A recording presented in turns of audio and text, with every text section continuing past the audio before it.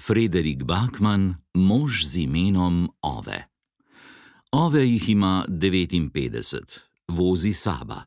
Je tiste vrste človek, ki kaže na ljudi, katerih videz mu ni všeč, kakor da bi bili vlomilci, njegov kazalec pa policistova svetilka.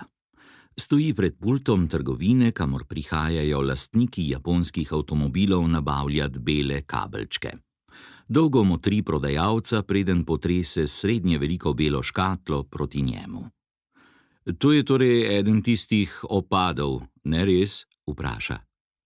Prodajalec, mlad moški z enico spredaj pri vrednosti indeksa telesne mase, je videti na trnih. Očitno je, da si na vso moč prizadeva zatreti vzgib, da bi izpulil škatlo Oveju iz rok. Ja, točno, iPad. Kaj, ko ga ne bi tako stresali, bi šlo? Ove dvomeče ošine škatlo, kakor da bi bila nekakšna nadvse sumljiva reč, škatla, ki oblečena v trenirko vozi skuter in Oveja nagovori s hej, prijatelj, preden mu poskuša prodati zapestno uro. Aha, se pravi računalnik, ne res? Prodajalec prikima. Potem malo pocinca in brž odkima.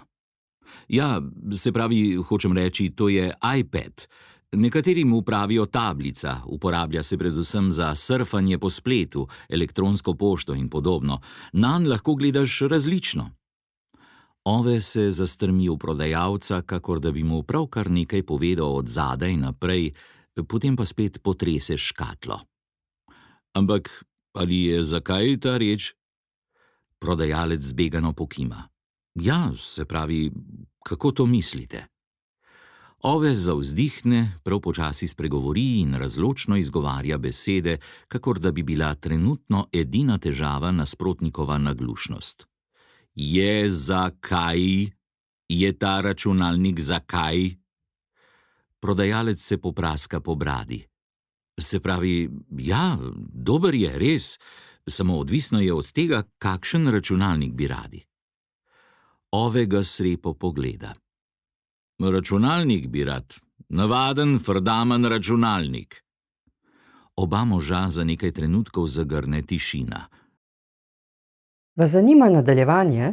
Prinesite si mobilno aplikacijo Mladinska knjiga Plus in knjigo poslušajte do konca. Aplikacijo lahko 14 dni preizkušate brezplačno.